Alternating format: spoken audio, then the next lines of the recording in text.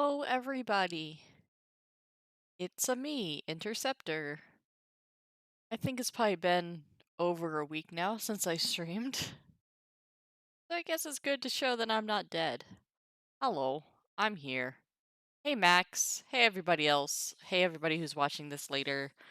Um, Speaking of which, I need to make sure that I have uploaded the two most recent um episodes. That's not the right word, but you know what I mean. Um, So, I am just going to do a couple lessons on continuing the third declension. So, nothing really new. Aw, Punch. Thanks for the resub. Um, and good, Max. I hope I did. I know I downloaded them from the internet so that I could re-upload them to the internet, which is redundant, but that's what you have to do to get an upload. So hopefully I did, but sometimes I forget things. I'm well. I hope you are well. How are you, Punch? How's it been? He gave me this look.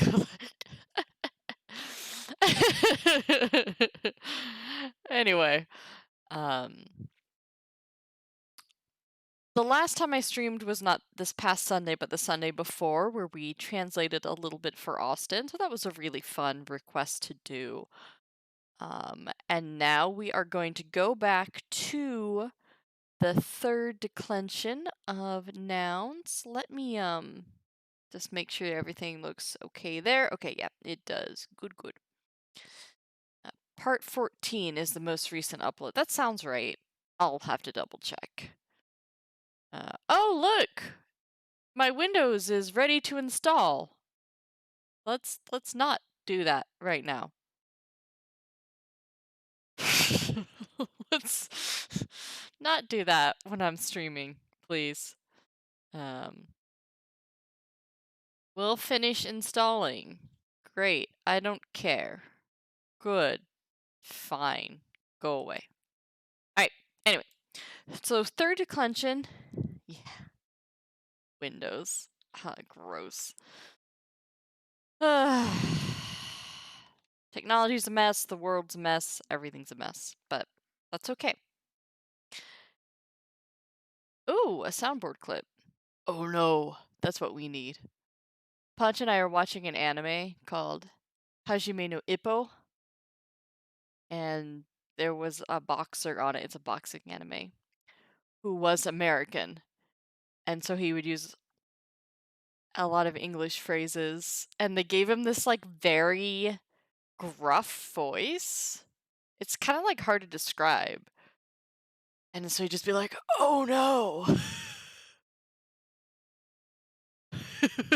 I don't know why. It just was really quite funny. Anyway. So the third declension is our third family of nouns. And if you remember, the first declension was the A declension. The second declension was the U, actually the O, sorry, the O declension. And so this is sometimes known as the consonant declension or the I declension. There are a few different subgroups that we've seen in this family that set up certain patterns between the base and the rest of it. Thankfully, if you're doing Latin to English, and you're good at memorizing the vocab, if you memorize the nominative and the genitive form, all you need to do is take that genitive form, take off the IS, and put in the rest of the endings. If you're trying to write Latin, or if studying vocab is a little bit more difficult for you, that's where the different families can help you, or not the different families, but the different groups of patterns in the third declension can help you. So today we're going to talk about the I stems, which have the same endings, except for 1 in the masculine feminine and 4 in the neuter. But they're still quite similar. There's just a lot more I's. So let's see what happens here. So to decline a noun of the third declension, we must know whether or not is an I stem. Okay. Nouns with I stems are in the masculine or feminine. They are nouns that in the nominative have an ES and in the genitive have an IS or have an IS in both, with the same number of syllables in the genitive as in the nominative. So chitis, chitis, slaughter, is an I stem. But miles, militis is not an I stem, it's a consonant stem because it has a different number of syllables. Nouns that end in NS or RS in the nominative, and nouns of one syllable that end in S or X preceded by a consonant, like herbs, the word for city, which is pronounced erps, weirdly. That's a lot of rules. Again, if you're going Latin to English, it's generally not that big of a deal because you'll be able to recognize the form. What's good to do if you're making like flashcards is just to make a note on every word that is an I stem. And sometimes the textbook will be very generous and will just outright tell you, or the dictionary, so that you don't have to remember these 3 situations. Because that can be a little difficult. Mr. Bushido! Thank you for your resub for Trace Decum. Menses. 13 months. I don't think Trace Decum is actually how you say 13, but it is 10 and 3, so close enough. The other I stems are when neuters end in E, AL, or AR, like the word animal is a neuter third declension I stem. Alright. So, thankfully, the declension of I stems is nearly the same as that is consonant stems. I'm doing okay, other than dragging my feet about streaming and having a very long day at work. And gonna have a very long few months at work. But slowly but surely, I will accept this fact and learn to embrace it. Alright, so for A, masculines and feminines have IUM in the genitive plural and is, or es in the accusative plural. So look at this again.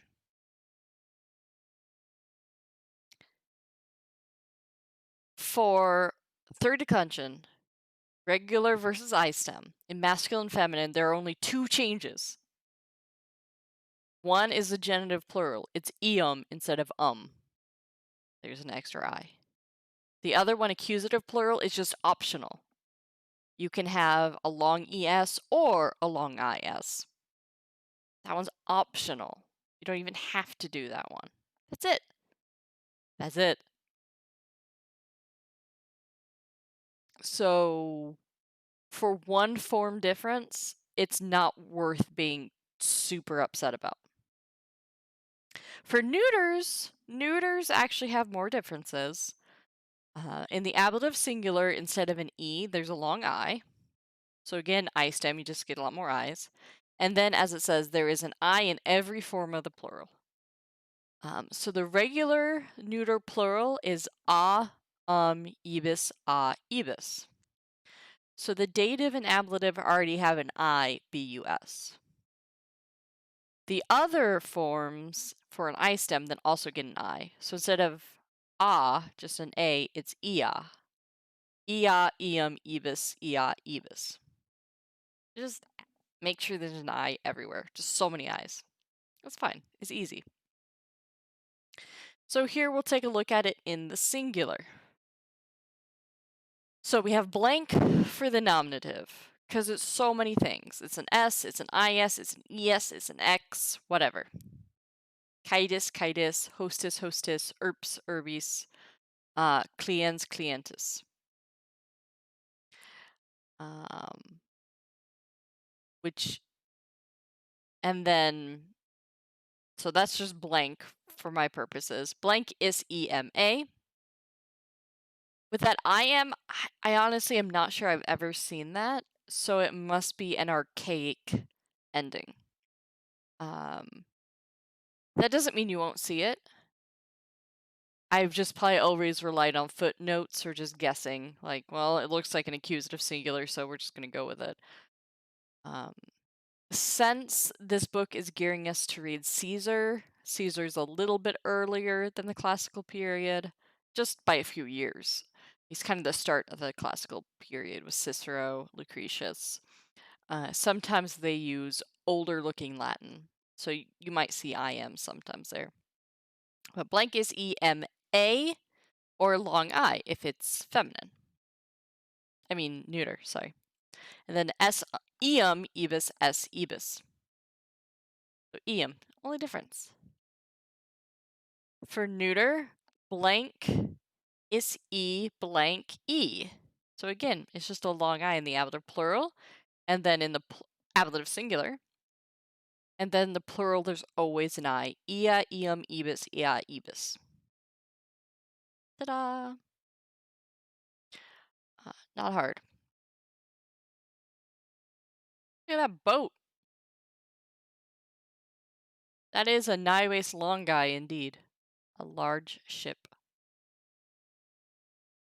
All right. So we'll do one more lesson, and hopefully we'll have a fun thing to read. Okay, yeah, we'll read the first bridge over the Rhine. That will be where we'll stop for the day. So irregular nouns of the third declension. Again, not going to be that different. Iter, itineris, not that different.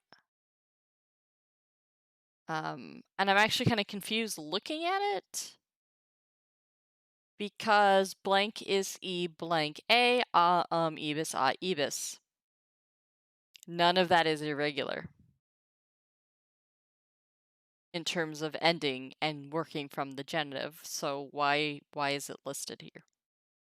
But the noun vis, the feminine word meaning force, that is definitely irregular.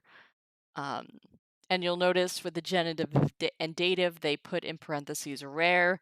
You do not see it very much. But it's really fun to say. Vis, we, wim, we. That is the entire singular paradigm for force.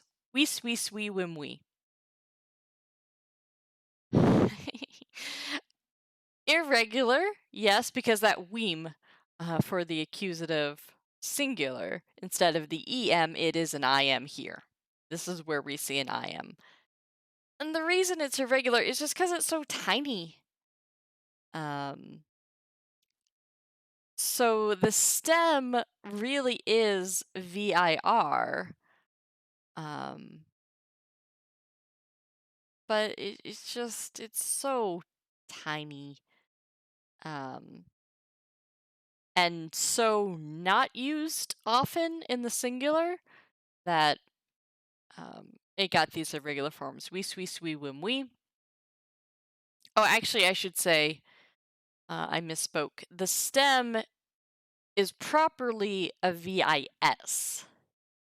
And then that S between two vowels in the plural becomes an R. It's called an intervocalic sigma.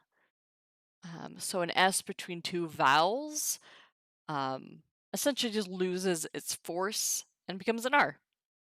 Hey, Roz! So in the plural, it becomes weirace instead of wesace. Weirace, but then it's regular. S, eum, ibis, S, or is, ibis. A regular I stem in the plural. And the singular, wee swee swee whim wee. You just say that for ages. It's so much fun. There are no rules for gender in the third declension that do not present numerous exceptions. I love this note. Am I early? Oh, I thought I had 6 o'clock as my starting time. Maybe I had 6:30 as my starting time. I have no idea what my calendar says. Sorry, Roz. I was even trying to talk myself out of streaming, but then I asked Punch to bribe me into streaming. So here I am. I hope you're having a good day. Nah, you're not late. You're exactly on time for you. It's like because you're a wizard. I was trying to make a Lord of the Rings reference to the movies, and it kind of broke down. Anyway, we sweet sweet whim wee. I'm just gonna keep saying that all day. It's so fun. But okay. So this next note about gender in the third declension.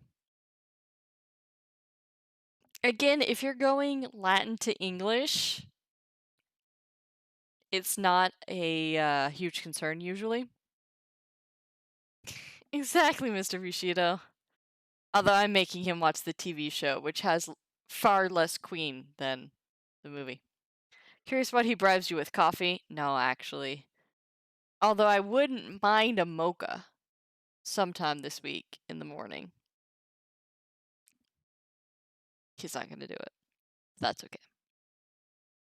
He just lets me pick the TV show we watch. Anyway, when you're going Latin to English, it's not a huge deal. Because you just memorize the gender with the word. But there are a few patterns. So masculine words tend to follow this pattern, feminine this, and so on. So, for example, a lot of masculine nouns in the third declension end in or, os, s. Not 100% because, as it says here, arbor, tree, is feminine, and iter, march, is neuter. So it's not a simple and done thing. Feminine nouns tend to end in o, is, x, and in consonant s, which is really not helpful to remember. And I really am not sure why he's giving you these hints, because they're not helpful at all. The ones that they break down in Whitaker's, or not Whitaker's, in Wheelock's Latin, are actually a lot more useful, I find. So if you ever are looking through Wheelock's Latin, I'd follow their tips instead here. And here, it's some of their exceptions: Colas Hill, Lapis Rock, Mensis Month, Ordo, Order, Pes Foot, and then Nice and Guise are masculine. So, whatever. I mean, the words, they are what they are. Neuter nouns, the first three are pretty set. If it's a third declension in the nominative ending in e, al, or r, a-l-a-r, that is, those are neuter. When they end in n, or us, well, they don't give any exceptions, so that's promising. Aw, a resub from Roz, too. A year and a half. Yay! I really appreciate you all for resubbing me, even though I really suck at streaming these days. I wouldn't mind one day, getting back into a better habit. One day when I have a office space where I can stream and a job that doesn't completely drain me. If those two things fall into place, hopefully, maybe. But right now we're just riding through it. But thanks for being here with me. I don't deserve your friendship, but I appreciate it for sure. I like this note here. Words denoting males are, of course, masculine, and those denoting females, feminine. Thanks. We're not even gonna bother this it doesn't matter. Like, just learn the vocabulary, and you'll get used to the patterns the more you work with Latin. What was that emote? Is that a frog hugging a heart, Mr. Bushido?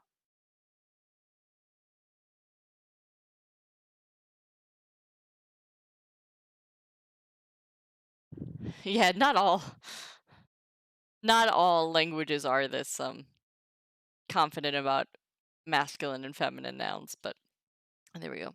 Or like a germ? What is that? What is that? Is a germ hugging a heart? That's a weird emote, but thank you.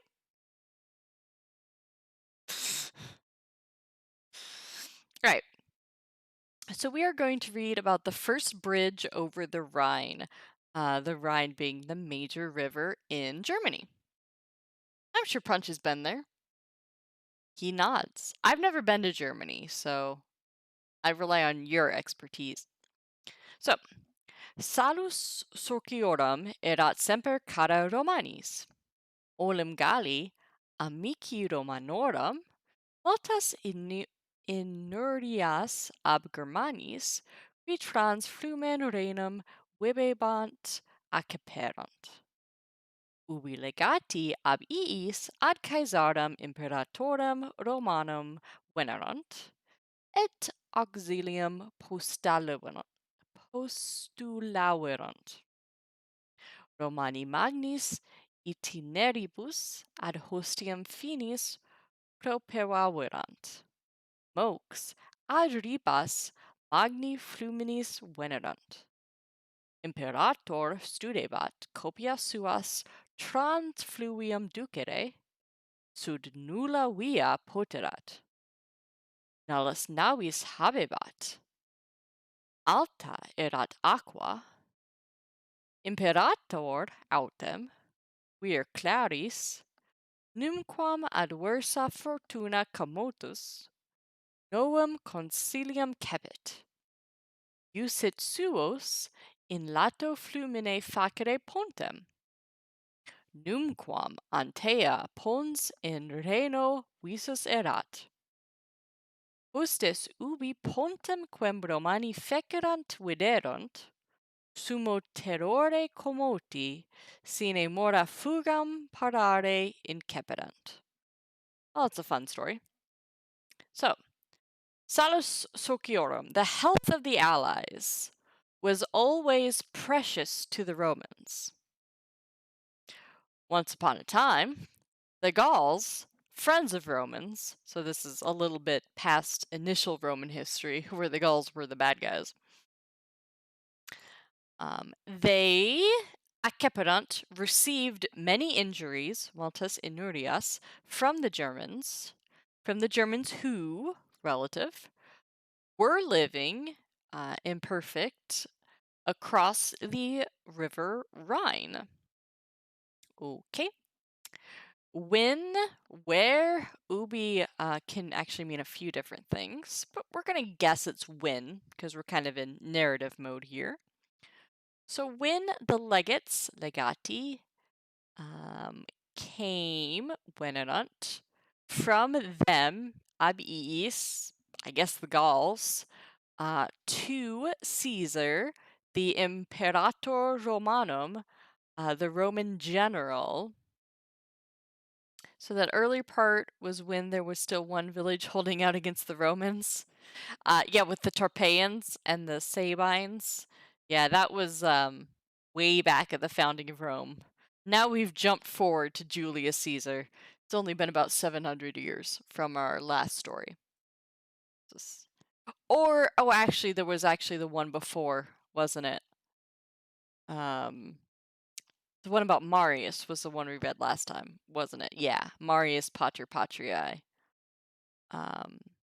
Still about the Germans, but this would have also been before Caesar. So, back down. but just a little bit before Caesar. All right. So an important word here. So imperator often gets translated as emperor. Right. You can see the linguistic connection. Um, but the Romans at this point did not have emperors. That was a slightly later thing. I have a vague suspicion that Asterix might have been slightly historically inaccurate then, since Julius was in power at the time.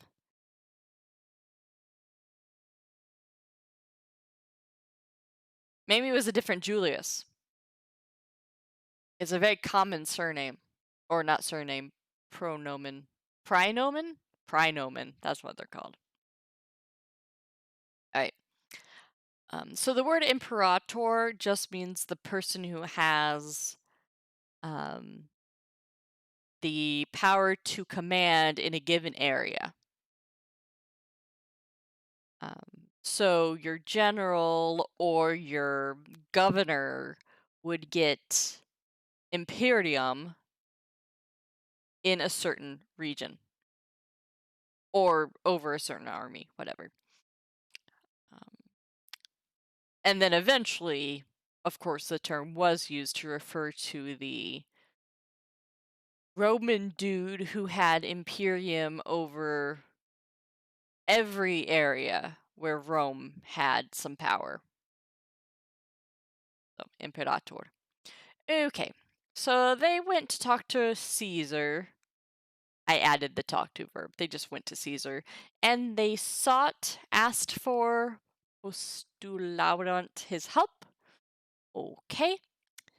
And the Romans, Romani, they hastened on great journeys, long journeys, to the boundaries of the enemy.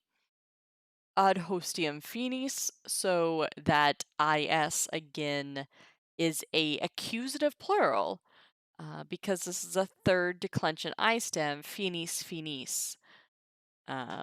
So to the borders, accusative of the enemy, hostium. So the word hostess is the word for enemy. Particularly a public enemy, not a personal enemy. So if I had a personal vendetta against someone, he would not be my hostess, more than likely. He would just be my inimicus. But if I, the Roman state, have something against a group, they are the hostess, the public enemy. In the plural, it refers to the enemy in a vague sort of way, which is what it is here, to the boundaries of the enemy. When it's used in the singular, it is referring to a singular person, but in the plural is referring to the group of people who are the enemy. It's good not to have a personal vendetta against your hostess. I know. I always think of it like the cupcakes, though. I don't know if you have Hostess brand cupcakes in Australia. Probably not. But I always think of cupcakes are the enemy, and that's how I remember. Cracks me up, anyway. Alright, soon, Mokes, they came to the shores of a great river, Magni Fluminis. So again, I just want to point out, Magni is a neuter singular genitive adjective, modifying Fluminis, river. They do not look the same. Fluminous has an IS ending, Magni has a long I, but that's because they're in different declensions. They are both neuter, genitive, singular. So they go together, they work together. Alright, so they got to the river, and the Imperator, Caesar, was zealous. Studebat. He was zealous to lead Ducere, his troops, his own troops, copia suas, across the river, using a different word, a fluvium, instead of a flumen. So a slightly different word, but similar enough idea. But said he was able to, poterat, by no road, nulla via, in the ablative of river crossed. Let's see what they call it. Ablative of manner. That's what they're calling it. So in no way was he able to cross the river because there was no bridge and he didn't know what to do.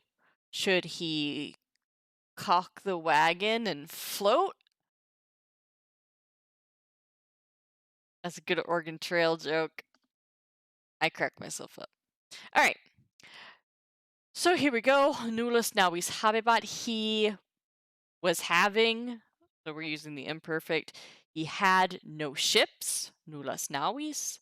The water, aqua, was deep, alta. Caulking the wagon always got you killed, Roz. Yeah, it did that a lot. Alta is an adjective meaning high, but it also means deep because it's just it's a large amount from one point to the other speaking vertically. So whether that it be very high or very deep, it's the same word. So the water was deep.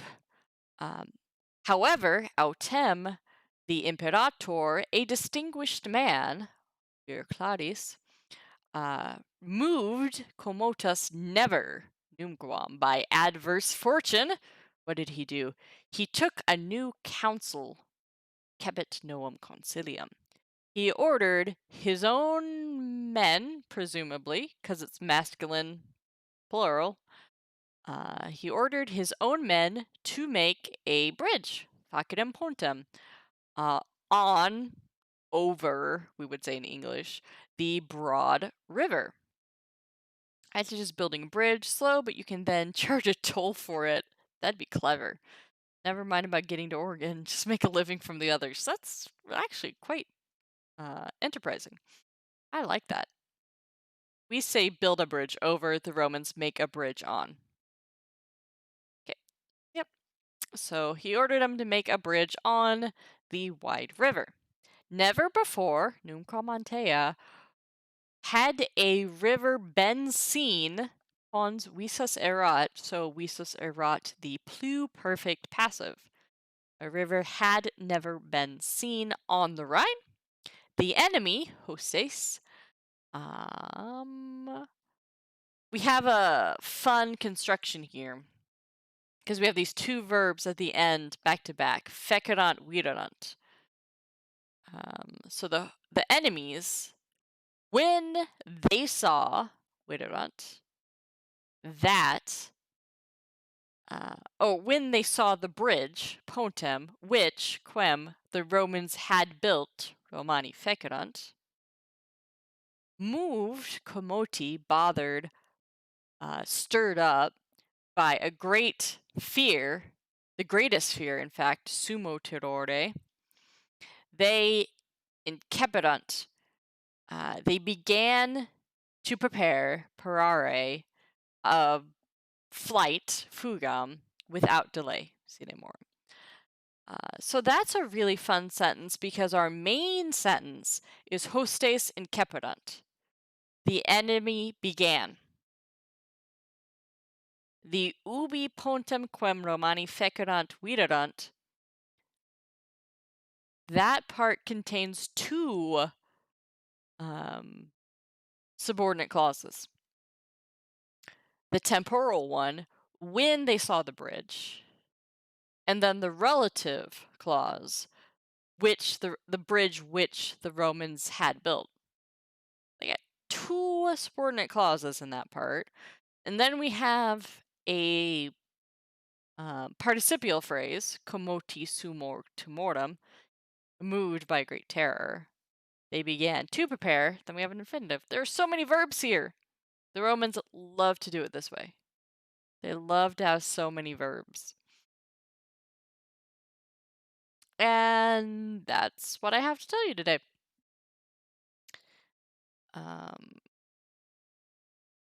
Any questions? There was nothing new, really. And next time we will really just continue. We're doing adjectives of the third declension, but that means we already know all the endings because it's more third declension. And then we'll talk about the Romans some more. Invade the enemy's country. Oh, and then we can do the fourth and probably the fifth declension. Oh no, we do Domus first. Oh, good. Romani Domum. You'll probably already know that, but we'll do it later. All right. So, thank you guys for watching. I'm going to go have dinner. I'll upload this to YouTube soon and then back to Twitch. We are on lesson 35, which is very good. So we'll probably, more than, no, not 35. Oh, shoot. 45. Lesson 45. So yeah, we're probably a good almost 2/3 of the way. I will enjoy my noms. Thank you very much, Roz. Have a lovely rest of the day. I hope you're doing well, and your family is good. Thank everybody for the resubs and for dropping by. And take care, everybody. Oh, I guess I'll say also, I think Max has posted to Twitter, but we are going to do a July 4th charity stream. So look for that and more information about that. The charity stream will be hosted on Punch's channel. It'll be me and Punch and Max, but mostly Punch and Max. They're doing all the hard work. I will probably sleep. That'll be my contribution. So anyway, keep a lookout for more information for that.